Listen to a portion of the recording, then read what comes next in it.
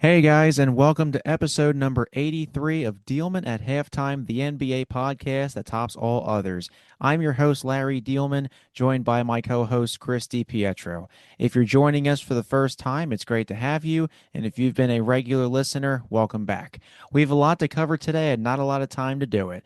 We'll look at a general overview of the NBA this week, and then discuss some important topics across the association.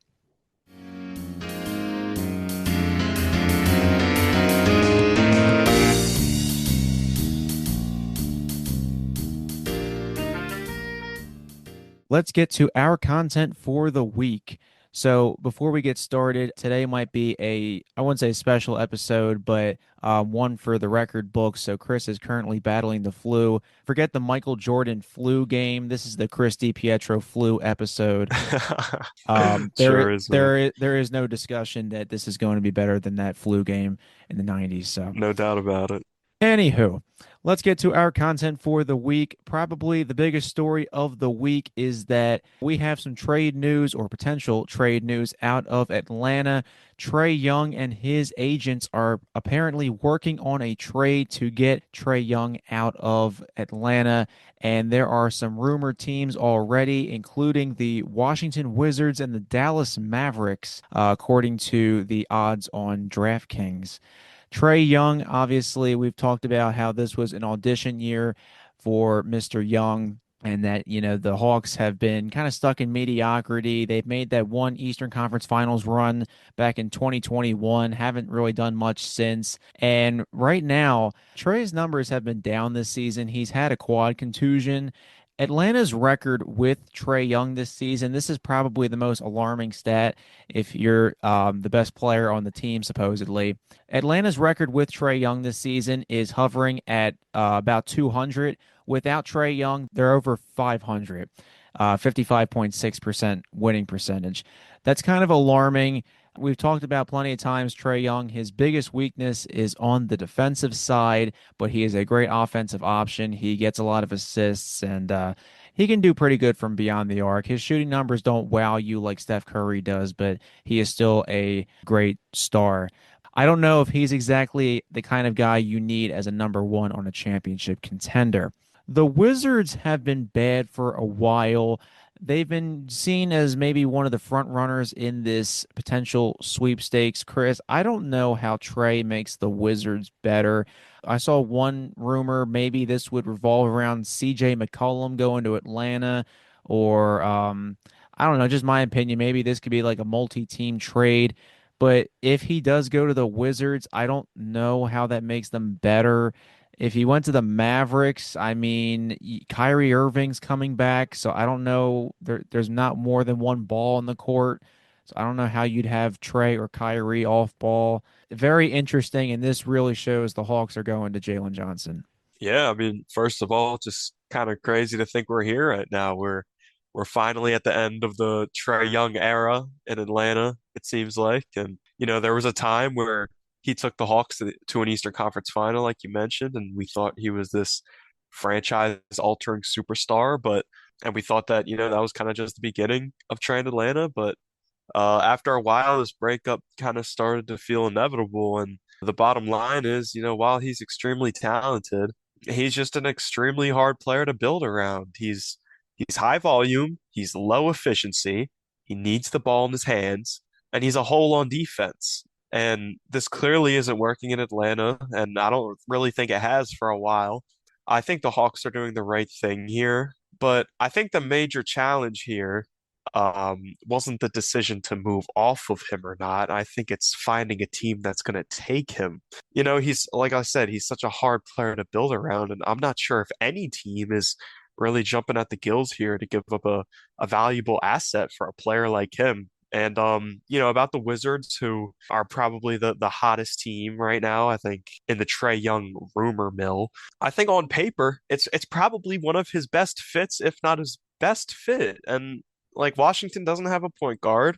They have a lot of talent outside the position. They're about to end up with a high draft pick in a class that's very wing scorer heavy at the top with, Peterson and Debanza and Cam Boozer.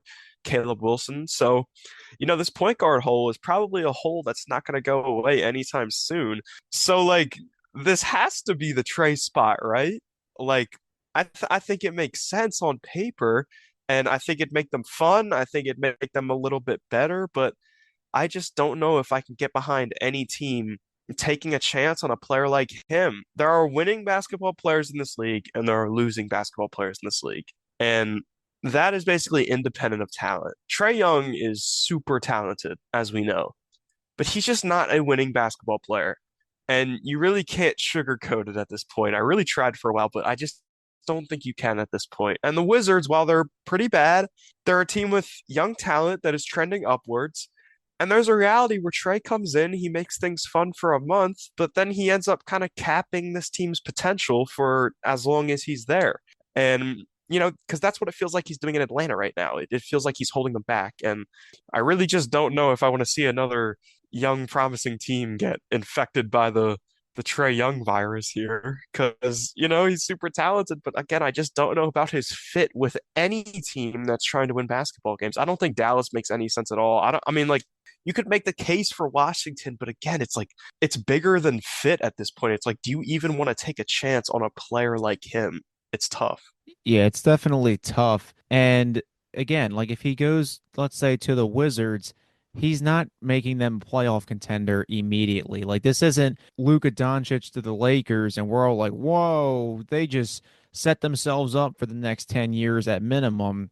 Trae Young, I don't know if you can make him a number one option at this point. Maybe he'll prove all of us wrong. Who knows? But the Atlanta Hawks are definitely going forward with Jalen Johnson as the number one option because he has Yeah, absolutely he's their best exploded. player He has for sure. exploded this year, and it tells you something when the team has a better record with you off the floor versus when you're actually on the floor. I think one of the big things too, the whole Luca and Trey deal on draft night back in 2018. We thought that was a win-win trade for a while, didn't Yeah, we? so real quick, those of you that don't know, Luka Doncic was actually drafted by the Hawks and Trey was drafted by the Mavericks, but they were swapped for each other immediately on draft night. And everyone was like, oh, well, who's going to win? Luka's an international prospect, but oh, Trae Young did this, Trae Young did that. And, now Luka Doncic is on the Lakers, but he took the Mavericks to a finals appearance. Trae Young took the Hawks to the Eastern Conference Finals one year, but it just hasn't worked out. So this actually might low key go down as a lose lose in the long run just because they might not be on their respective teams anymore. But wow, what crazy times have been had since then. This episode is entitled Resolutions. So, who's raising eyebrows at the moment?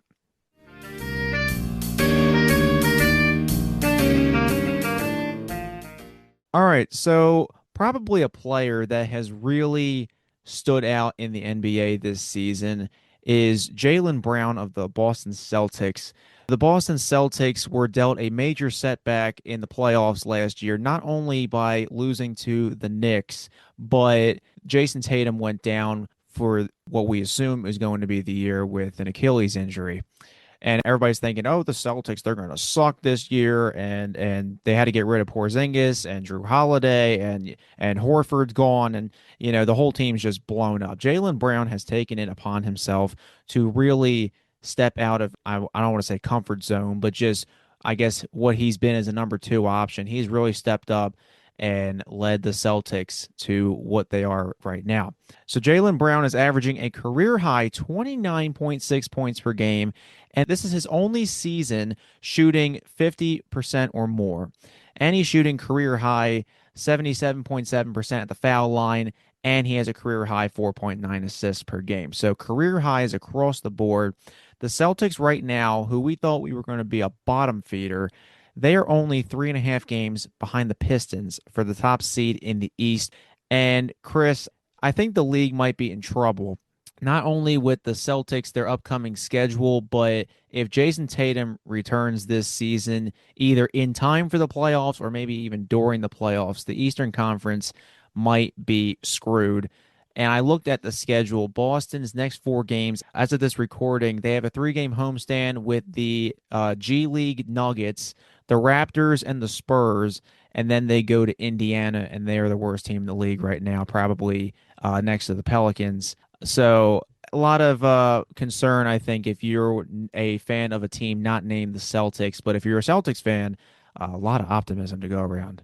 Yeah, absolutely. And I think Tatum's coming back. I mean, I think we discussed it on the first episode this season about how there was video of him running like 5 months after the surgery, and I think he's told those around him that he's coming back this year. So, but you know what's really interesting about that? It's like, man, the Celtics are gonna be terrifying. You know, they're already the 2 seed with just Jaylen Brown, and they have Jason Tatum coming back. How does Jason Tatum even fit into all this with how well Jaylen Brown's been playing as the number 1 option?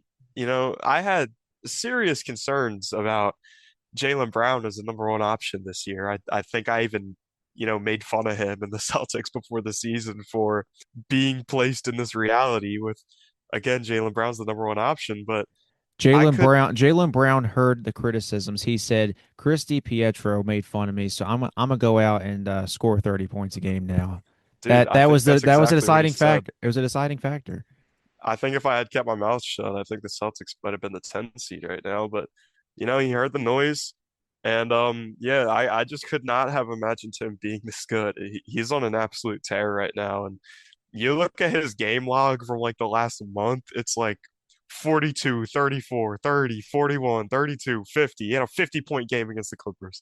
He's taken a serious leap as a player in year 10 of his career, and I really don't think this is, purely a byproduct of a increased role with Tatum out. I think he's really just taken a leap as a creator. I mean, you watch him play, it's really something we're not used to from Jaylen Brown. He just looks so comfortable creating his shots right now. I think he's the best mid-range scorer in the league outside of Shea, which is just inconceivable. And if you had told me that before the season, I probably would have called you crazy. And, like you said, it's not like he's filling up the stat sheet on a bad team right now. He has the 2 seed Celtics on his back above the Knicks. It's just unreal what him and this unassuming roster, to say the least, have been able to do this year. And I really think we're nearing the point where you have to start introducing him to the MVP discussion, because I think the Celtics might be winless without him. I think that's how impactful he's been. I think they'd be sad, dejected, confused, thinking about a Trae Young trade maybe. That's where I think the Celtics would be without him. He's just been on such a heater. It's really been a marvel to watch how good he's been this year. And yeah, he's definitely making me eat my words. Yeah, the Celtics right now are in a great position because, you want to have this problem of where does Jason Tatum fit? You don't want to be, let's say, the 10 seed or just below the play-in tournament, and the Celtics are like, all right, we got to rush him back. He's going to come back right now, and he's going to save our season. And then Tatum's dropping 40-point games or whatever, and then he, God forbid, ruptures the Achilles again or something, and then makes it even worse. So right now, the Celtics can kind of just kick back and say, Jason, take your time, let Jaylen cook, and pretty much that's how they're going to probably go into the postseason. And as of right now, if the seedings hold up, they could probably host at least a playoff series or two. So we'll see what happens with that, and keep an eye on the Celtics, and especially if Jason Tatum comes back. Now, I don't think they're trading for Trae Young, nor do I think they would have anyway, but you never know. I mean, the league is upside down at plenty of times, so crazy things have happened indeed.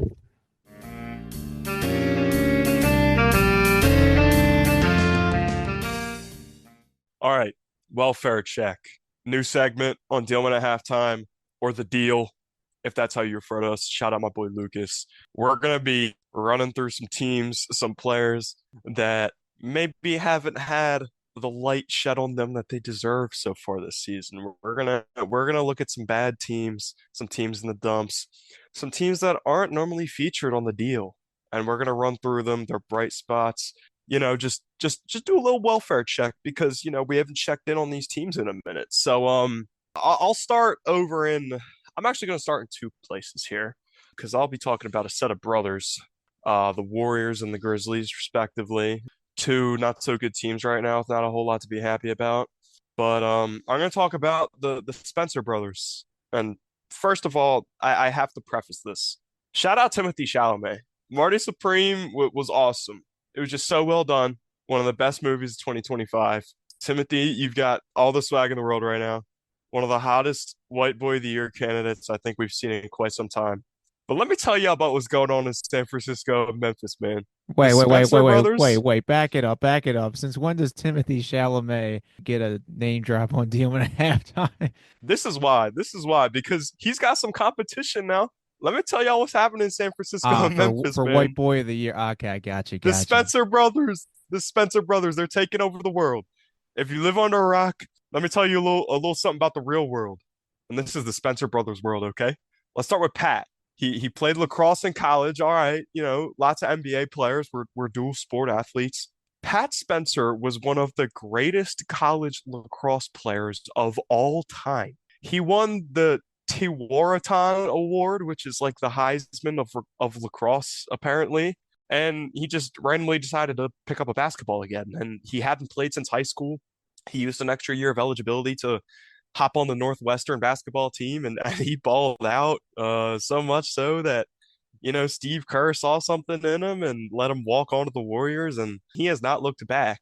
And his brother Cam had a bit more of a traditional route to the NBA. He kind of broke out at UConn after some years at Rutgers, but they've really taken the NBA by storm this year with their stories of getting to the league and their play. Pat kind of having the crazier story, and Cam being a genuine big impact player for the Grizzlies so far this season. Out of all the players who have taken the same amount of threes this year or more than Cam Spencer, which is 170 attempts, he leads the league in three-point percentage at 47.1%. He's also the most efficient pull-up jump shooter in the league, shooting 68% effective field goal percentage on 128 pull-up jump shot attempts. And both of them, they also got like a real edge to them. How many players do you see getting up in Katie's grill? Not many. Not many. And they've just been so fun to keep up with this year. And definitely one of the few bright spots, respectively, for the Warriors and the Grizzlies. They've just been so fun to watch and have really cool stories. Shout out to the Spencer Bros. Yeah, it's interesting how Pat Spencer literally turned from the collegiate lacrosse GOAT to now a significant role player on the struggling Warriors. It's And unreal. I don't know what possessed him to go to the NBA. I mean, maybe just, more publicity and more money. And lacrosse isn't really a sport that most people tend to like go pro in, but definitely a great choice for him. I've been seeing on like my phone a while back, and you just see like, oh, Pat Spencer this, Pat Spencer that. I'm like, my gosh, this guy is like, dominating. And it's like he's not even like, he's not like this 6'8" forward. He's got like point guard handles. All right, like this guy is like, pretty short, he's not like, he doesn't have the build of a traditional NBA player. This man is rocking like a mustache. Ain't nobody rocking a mustache in the NBA anymore. So, he really has stepped up, as has Cam Spencer for the Grizzlies. So it's good to see these two brothers really doing damage across the league in the Western Conference. And I don't know. What if, Chris? What if we got a? I'm not saying it's going to happen. What if we got like a Warriors Grizzlies playing game? Might be like a. I don't know That'd be how that. awesome. I don't know how the family would work that out. Maybe split a T-shirt or something with It'd be like Donna Spencer across Kelsey the. with the jersey, the half Jason, half Travis Kelsey jersey. You remember You that? You win, yeah, you win either way. I mean, obviously You have do. to console one of the brothers when they lose, but you're winning either way. So the next player in our welfare check, speaking of the Atlanta Hawks earlier, and why I think the Hawks are probably they're not as reluctant to get rid of Trae Young. This man has three names, and he goes by the name of Nikhil Alexander Walker. NAW recently was playing for the Timberwolves, a good role player. And this offseason, he signed a 4-year, $62 million sign and trade contract. And Steal. Minnesota got a 2027 second round pick and cash considerations. And I bet you they are regretting that. And yeah, they might have made a bad choice here. Then again, did he only start being this good because of the situation? I don't know. But anyway, Nikhil is averaging a career high 20.5 points per game, and he's also with career highs in rebounds, assists, and blocks. This is also the first time he's averaging over 30 minutes per game. So definitely more playing time. His stats are better, and he's just becoming a better player. His previous career high in points per game for a season was 12.8. So he has really made a substantial jump in the scoring column and just overall effectiveness. And Chris, he's really helping this Hawks team right now as they're trying to transition away from Trae Young and transition to Jalen Johnson. I didn't know Nikhil had that dog in him like he's showing us this season, but you never know. It could be, for those of you that don't know, he is actually the first cousin of a certain Shea Gilgeous-Alexander over on the Oklahoma City Thunder. So maybe they got those reps in. Maybe he's channeling his inner SGA, his inner NAW, I guess. Chris, an exciting player over in Georgia. Yeah, whenever Larry tries to hoop, he tries to channel his inner Chris. I know that for sure. Yeah, yep. Um, but anyways, yeah, nah, he's been a stud this year. And he was really great for Minnesota last year, but he's doing a lot with a bigger role this year. And yeah, like you said, I think it's making the move off of Trae Young a lot easier on Atlanta. But let's go up to Milwaukee, not having the greatest season. Not in the spotlight. But you know who has been in the spotlight on Milwaukee? Ryan Rollins. He has just been such a crazy good find for them. Drafted in 2022 by Golden State. He kind of bounced around on some teams. He was in and out of the G League. And, you know, he never really found his footing until he landed in Milwaukee. He played a bit last year. He was solid and he got a huge increase in his role this year. With how barren that roster is surrounding Giannis, which is part of the reason we're talking about the Bucks in our welfare check. But his minutes almost doubled this year. He's playing about 32 minutes a game, and he's averaging 17, 4 rebounds, 6 assists on 42% three-point shooting. He's also just become a great defender out of nowhere. He's leading the league in deflections. He's big, he's athletic, he's smart, he's a great shooter. He has great playmaking feel already. He's a great defender. And in a season that kind of looks lost for Milwaukee, again, given how putrid the roster around Giannis Antetokounmpo is, he's been a heaven send for Bucks fans, and he's already like a really good player, and he's been really good really early into his expanded role. So honestly, the sky's the limit for this guy. He has just been such a gem, and I'm sure Bucks fans are just so happy to have him again in a kind of lost season. Yeah, a lost season indeed. The Bucks are currently 16 and 20. They are so low that they are, Chris, they're not even in the play-in tournament right now. They are actually they're tied with the Hawks, not in record, but in number of games back from the number one seed. So they're currently both 11 games back, but the Bucks currently, I think they're one game behind the Hawks record wise. But the Bucks right now have just been I don't even know what I've been seeing. I've been seeing people online calling for Doc Rivers' job, and we as Surprise. Sixers fans or supporters, it's kind of like, oh, first time. We've had the displeasure of the Doc Rivers experience, but I think Doc is starting to wear out his welcome. And as Chris, as you pointed out earlier in the year, the Bucks it's just Giannis and friends, and Ryan Rollins though, but stepping up. And you pointed out pretty much all the stats. The scoring is almost tripled from last season. The minutes, as you said, pretty much double. Really, just good numbers all around, and hopefully he can continue to grow. He's only 23 years old, so hopefully we can see more of him, and maybe he can kind of become a better option. And we'll see maybe if Giannis ever gets dealt. I don't know, but definitely a good start for Mr. Rollins trying to find his role here in Milwaukee. Let's keep it going. Another team that we thought was kind of left for dead, but has kind of made a interesting reappearance is the Los Angeles Clippers. The Clippers are currently 7 and 3 in their last 10. with an improved 9-9 record at home. So they are currently 500 at home. Not bad at all. They recently had a 6 game winning streak snapped with impressive victories over Houston, Portland, and Detroit. Those are some pretty good teams. I know Portland, you might be thinking, well, they're not really that good. Yeah, but they've been a surprise this season. It looks like they're improving steadily. They were the first team to beat the Thunder this season. And So, Portland's a good win. yeah, so Houston and Detroit was definitely eye-opening. Kawhi Leonard has gone nuclear recently.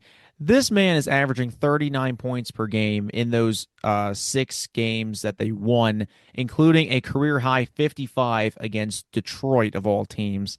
And as Chris alluded to, I think a week or so ago, he didn't even know that Kawhi, that was his first 50-point game of his career, which begs the question with this Clippers win streak, was Chris Paul really the problem here? Because there were the rumors that like Chris Paul and Ty Lue didn't see eye to eye, and there was the video of Ty Lue maybe taking a shot at Chris Paul like indirectly, but all of a sudden they're winning now, and Chris Paul wasn't playing like pretty much any minutes while he was still with the Clippers the second time. But Chris Paul really this much of an issue apparently? I don't think it's I don't think it was Chris Paul. I think they just got a consistently healthy Kawhi back, and man, he's been dominant. But before I tread any further here, I have to issue an apology. Steve Ballmer, Lawrence Frank, Fairs, bro. Fairs. You got me, dude. They got me.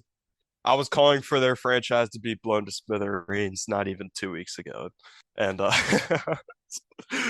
Fairs, bro. That's all I gotta say. Fairs. But hey, I don't think it was Chris Paul, you know.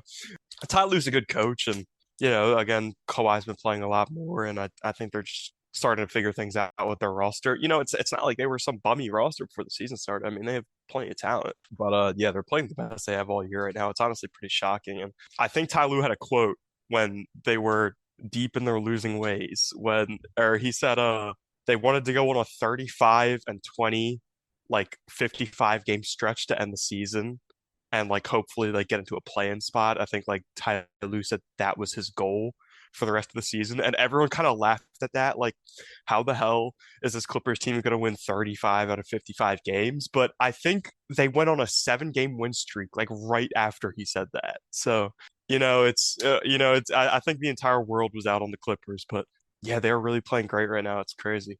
All right, let's go to probably one of the saddest teams on here. Let's go to Brooklyn. Brooklyn is probably always one of the saddest teams out of any discussion, but something they aren't so sad about so far in this season, I think, has been the emergence of rookie Agor Demon or Dioman, something like that. Did you Tough say name to pronounce. did you say Dealman? Close, close. Actually, very close. Damn. Very different basketball skill though, like dramatically. But the Nets had the 5 first-round picks, if I'm not mistaken, in their latest draft, and they decided to use all of them, which I thought was bad enough. But even worse, I thought they made really questionable picks at basically every single spot. I thought they totally fumbled the draft, and one of those picks I was really questionable about. I think I was questionable about all of them, but I was really questionable about Igor Dioman, the eighth overall pick. But he's been really impressive. And, I wasn't really thrilled with him coming out, if you couldn't tell. He was a big guard out of BYU. He came over from Europe. He kind of had good playmaking feel and size, but definitely seemed to be a work in progress. And the biggest deal of them all, he couldn't really shoot in college. But if you only know about Dioman from this NBA season, you wouldn't have thought that at all. He's had some crazy 3-point volume for again someone we thought was a work in progress that couldn't shoot. And he's been knocking down threes at a 37% clip this year. He's made 41% of his threes over his last 10 games. And he's already shown some really nice poise as a floor general, as a playmaker, as a primary ball handler. He doesn't really miss many reads at all, especially for a rookie. He's got a really nice handle. He's got a really nice shot form. He definitely isn't a complete player yet, but he's already become much more than I honestly ever thought he could be. And Nets fans should be reassured that they nailed at least one of their 5 first-round picks, and the highest pick at that. Yeah, getting like 5 first round picks and drafting all five is crazy work, but Brooklyn is gonna, do what they want, I guess. Not only is our friend here doing very well, Chris, he's also got such a badass name. So I just looked him up. So his full name, Igor Vladimirovich Demin. Like, so he's from Moscow, Russia. Pretty badass name. Yeah, overall doing pretty good. Getting 25 minutes a night as a rookie, definitely nothing to sneeze at. The Nets, kind of like what we said with the Bucks, kind of a lost season. The Nets aren't going anywhere right now. They just don't have the veteran experience at the moment, but they will. And Doman is definitely going to help them with that. 3-point percentage is very good for a young guy. 10 points per game is great. A couple of assists per night is great. And if he continues to improve, especially on the defensive end, yeah, he could definitely be a steal for them in the first round. So we'll see what he can do. As the Nets right now, they've pretty much been behind Michael Porter Jr. and Cam Thomas has also been one of their more consistent, I put consistent in air quotes there, players over the last couple of seasons. But yeah, I think he's going to be a great young player, and we'll see what happens overall. Let's keep it moving here in our welfare check. Let's go over to the Western Conference. We have Keontae George of the Utah Jazz. So, Mr. George here has been a growing force for the rebuilding Utah Jazz. It's been a painful process for Jazz fans ever since the team decided to split up Donovan Mitchell and Rudy Gobert, but it was time. So now they're steadily trying to make a name for themselves in the Western Conference. Keontae has been doing well scoring wise. It's gone up every year, and right now he's sitting at 24.3 points per game. It could be interesting that he could eventually be a 50-40-90 threat. For those of you that don't know, 50-40-90 is a very good stat to have if you're a shooter.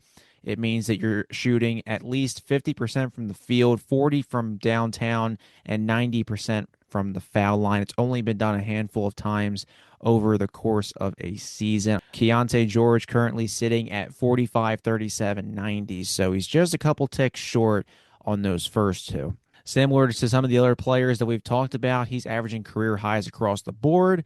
And he recently had 37 points and 6 triples against the Boston Celtics. So a very good team to have a scoring explosion. He could honestly make a good 1-2 punch with Lauri Markkanen. Lauri Markkanen, he's still around. He kind of flies under the radar just because, well, he plays in Salt Lake City, and Lauri Markkanen isn't exactly a well-known face in the NBA. But Chris, I think Keontae George and Lauri Markkanen, if they can kind of build around them and maybe start hitting on some more draft picks or pray that somebody wants to sign a free agent deal in Utah, maybe they can get something going. But it's tough right now just because of the market. But yeah, I'm not too sure about Utah's direction at this point, but I do think Will Hardy is doing a lot with a little here. But Keontae George has been crazy this year. Like it's kind of wild, like seeing him break out the way he has. He's kind of one of those guys where he's a young, kind of promising guard, but it's not like you really had high expectations for him. It's not like Keontae George was like a very high draft pick or is uber athletic but he has just been like a microwave this year scoring the basketball. It's been pretty nuts to watch. He's taking a lot more shots. He's taking a lot more daring shots. He's really added to his bag, and man, when he's on, it feels like you're watching one of the best scoring guards in the league, which is just, again, it's kind of a crazy jump that we were not expecting from Keontae George of the Utah Jazz. And I don't think he'll be an all-star because, man, this league is as talented as it's ever been. But this has been an all-star caliber season for Keontae George. It's been a crazy breakout for him, and Jazz fans are happy about him. So we'll move on here to the Dallas Mavericks, who are not having a great season right now, but they obviously have a crown jewel bright spot in Cooper Flag. But maybe their second bright spot I want to talk about is Ryan Nembhard, brother of Andrew Nembhard, a great player for the Indiana Pacers. They signed Ryan as an undrafted free agent before the season. And I was on this early. I thought this was an awesome pickup. Andrew Nemhard isn't exactly a player that's great because of his athleticism or his size. He's a good shooter, he's a good playmaker, good defender, high energy. He's just a solid player all around. He's a skilled player. And Ryan went undrafted, I think mainly due to his height and frame. He's just 5'11", I think around 180. And he was also very skilled. He was a very well-rounded player for Gonzaga. It's not like I just thought Andrew's skills were going to be Ryan's by default, but again, I look at Andrew, I look at what makes Andrew good. And I look at Ryan, I see a lot of that in Ryan. And Ryan's smaller than Andrew, but again, for a late second round pick, like take a shot on him. Like this could be an impact player for you. This is a good basketball player. This isn't you're not taking some gamble on a super athletic 6'9" wing who has a 45-inch vertical. I just thought Ryan would be a solid player right away, and I thought it'd be a good idea for any team to take a shot on him. And the Mavericks did as well, and it's paying dividends for them. Jason Kidd, their head coach, he tried really hard at the beginning of the season to make Cooper Flagg the primary ball handler, and it just wasn't working out. They were losing games, and Flagg just, had a lot on his plate in terms of creating looks for not only himself but the team. So they finally decided to deploy a real point guard, and no, not D'Angelo Russell. That's not a real point guard. They gave their undrafted rookie, Ryan Nembhard, the keys, and they immediately started to play better. He's been a great floor general for them. He's taken the load off of Flagg and Davis. He's averaging 8 points, 5 assists on 39% three-point shooting and just one turnover in 20 minutes. Again, he's kind of limited by his frame, and I don't think he'll ever be a truly great player, but he has been awesome for Dallas in a spot where they really needed him. They needed a true point guard, and they needed not D'Angelo Russell. And he is just a super solid player out of the gate. The emergence and the success of Ryan Nembhard so far for the Mavericks this season, I think this just goes to show how great of a general manager I would be. Yeah, no, I mean taking a flyer on a second round pick can it's interesting because like on one hand, if they turn out to be what you thought they'd be in a second round pick, all right, cut them, nothing, no harm done. But if they turn out to be really good, you turn into a great player. Draymond Green was a second round pick, and he has turned into an all time great player, not like in terms of like Jordan or LeBron, but he's won Defensive Player of the Year. He's won 4 championships. He's been the glue guy for the Warriors. So any second round pick can turn into a great overall prospect. So Mr. Nemhard played 2 years at Creighton and 2 at Gonzaga. He actually led all college players with 9.8 assists per game last season, and he also averaged almost 2 steals, which did not lead that category, by the way, but still some great overall play by Ryan. And if he's anything like Andrew Nemhard is for the Pacers, we've seen what Andrew can do. He's a good shooter, so we'll see how that works out. And right now, Ryan Nemhard, his stats may not wow you overall, but he's been playing in the G League as well for Dallas's G League affiliate, the Texas Legends, and I think the Mavericks are trying to convert his contract to a normal contract instead of a two-way, which means he As they can should. two-way contracts are when they can bounce back and forth between the NBA and the G League, like, oh, we're not going to really need him tonight, go get your reps in the G League. And then when we need you again, all right, come back. So definitely a good prospect overall. Fills a position of need until Kyrie Irving comes back. I mean, once Kyrie comes back, the point guard situation will be fine for now, assuming Kyrie comes back and Watch dominates out the. for the Mavericks when Kyrie comes Yeah, back, assuming man. I mean, they've assuming been looking good. assuming Kyrie can get back to his form coming off an ACL injury is a conversation for another day. But Ryan Nemhard, let's see. Yeah, let's see what he can do. The Mavericks right now, they're not going to shoot up the standings or anything and get where the Thunder are. But yeah, I mean, right now, just see what you have and see if they kind of have a diamond in the rough. All right, let's keep it going. So I believe this is my final pick before we get to Chris's final pick. And I'm going with Kel'el Ware of the Miami Heat. So Mr. Ware was the 15th overall pick in the 2024 draft out of Indiana. He started 36 games last season in his rookie year, nearly averaging a double-double and 1.1 blocks in 22 minutes per night. And this season, he's averaging 12 and 10 with 1.3 blocks.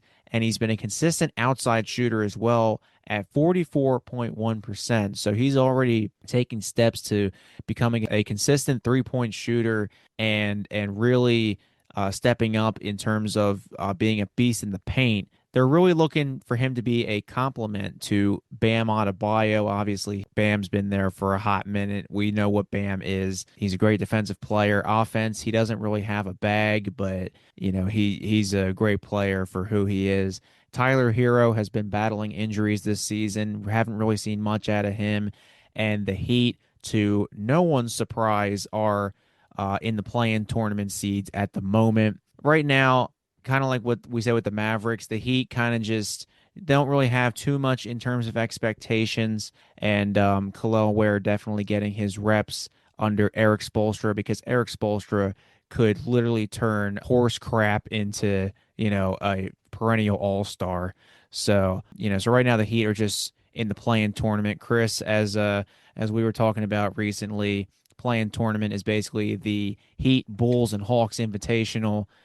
But Khalil Ware making an impression under Eric Spoelstra. Nah, he's a stud, man, and he's super tall and lanky, and he has a lot of skill with the ball in his hands. A great shooter. He's like evil Wemby. That's what I compare him to. He's evil Wemby.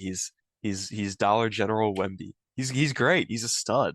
I think Miami got a great player in him, and him and Bam is definitely not a front court you want to be trying to shoot against. But I'll move on to our final check-in here. We're gonna go to the Pacific Northwest up to Portland.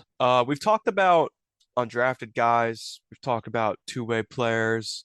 We've talked about college lacrosse phenoms making impacts on bad teams so far during this wellness check. But honestly, I think one of the most unexpected breakouts of them all was from a player who was a star in college, Caleb Love for Portland.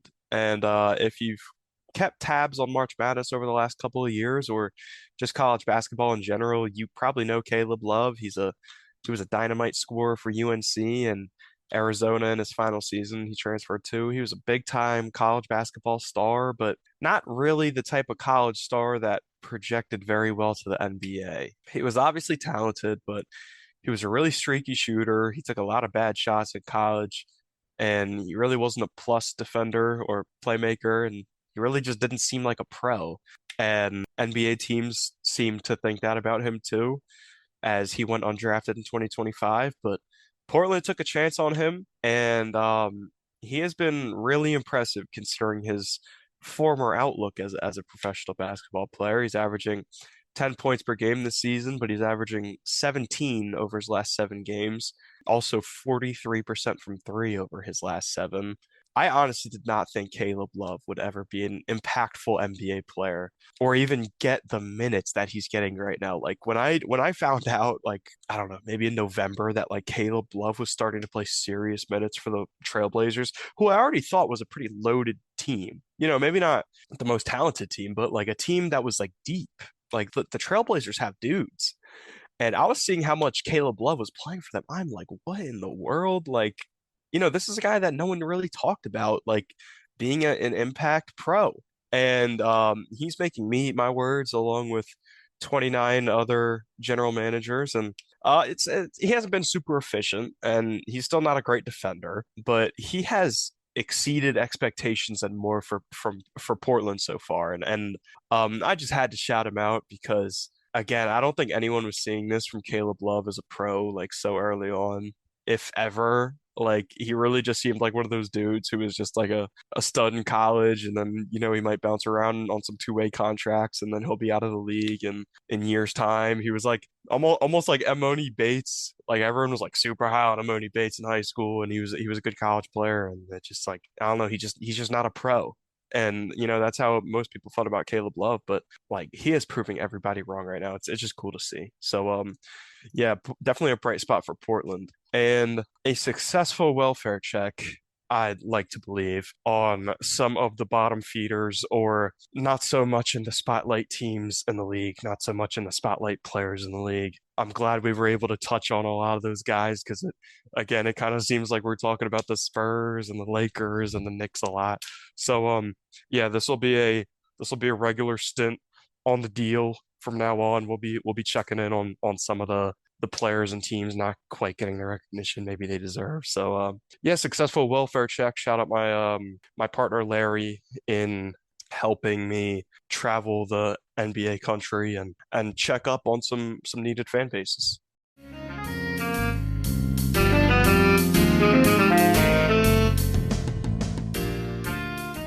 Finally, for this week's game of the week, it's actually going to be a double header, and there's a reason behind this. So we're going to be doing the Cavs and the Timberwolves, but the Cavs and the Timberwolves are going to be playing each other twice this week. So if you're in the opposite conference, so if you have like one Eastern Conference and one Western Conference team, in the regular season, you only see each other twice. And it just so happens that this series is happening within 3 days. So it's interesting that it's just happening over the weekend. We will have Cavs at Timberwolves on Thursday, January 8th at 8 o'clock. And then the Timberwolves go to Cleveland on Saturday, January 10th at 1 o'clock for that quick season series. Right now, the Cavs are 20 and 17 and 8th in the Eastern Conference. And for the Cavs, Donovan Mitchell is averaging a career high in scoring and field goal and 3-point percentage. So his shooting numbers are up as well. Just looking at their roster right now, Lonzo Ball has not really worked out for them in the slightest. We've talked about Dude, he's been buns. It's yeah, sad. I was excited. I thought he was very a great fit, and dude, he's been one of the least efficient shooters in the NBA this year. It's just crazy. Darius Garland, Donovan Mitchell have always been a dynamic 1-2 punch. We've talked about before about, Evan Mobley and Jared Allen and, should they break up the core there? And at least for this series, I think Evan Mobley versus Rudy Gobert, that should be a good test for the young Cavs. Meanwhile, over in Minnesota, the Timberwolves 23 and 13, they're sixth in the West. Anthony Edwards has had that dog in him this season. He's been ascending career highs, points, shooting, and blocks. He's also shooting 50 and 40. So I remember earlier I said 50, 40, 90. So he's averaging 50 and 40 for the first time in his career. So more efficient shooting at that. The Timberwolves, they have a good rotation of stars and veterans. We kind of know what they are. Rudy Gobert, as we've said over the years, just, he doesn't have an offensive bag, but he's a great defensive player. Nas Reed off the bench is great. They have two former Knicks in Dante DiVincenzo and Julius Randle. Jaden Daniels is a great defender. So they have a great rotation overall under Chris Finch. Cleveland, I looked at last year's schedule. Cleveland swept the season series over the Timberwolves last year by decent margins. I think the smallest was like 7 points or something. So Chris, I don't know what your thoughts are on this, but I am going to take the Timberwolves here twice. I'm going for a Timberwolves sweep this weekend. On Thursday, I'm going 119-107 at home, and on the road, 127-115. I thought you were gonna split them here, and that's why I wanted to go with the Timberwolves twice. But I'm not gonna fold. I'm gonna take the Timberwolves twice as well. Just like Anthony Edwards is not gonna fold.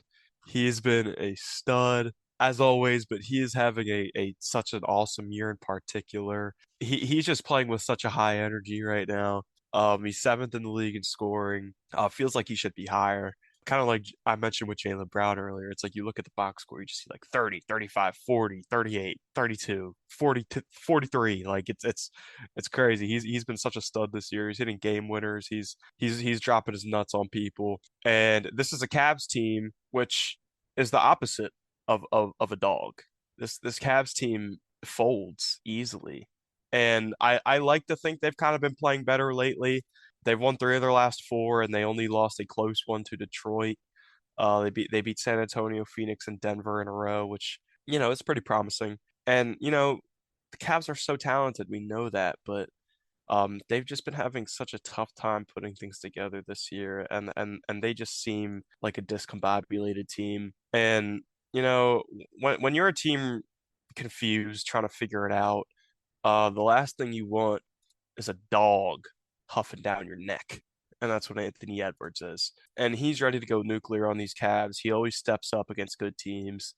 And I'm sure he's licking his chops, looking at these two Cleveland matchups and knowing he'll be drawing Donovan Mitchell. He'll probably be extra amped for those games. And that's a big reason why I'm also taking Minnesota in this little back-to-back series this week. I like these series. They're fun when you got two games against somebody back-to-back or two games within a week. It's fun. But I'll take Minnesota in both of these. I think it'll be closer the first time. I'll go 125, 119 in Minnesota on Thursday, and then at Cleveland on Saturday, I'll go 135, 110. I think the Timberwolves are going to sweep them here, but yeah, it'll be a fun series for sure. I like these little series.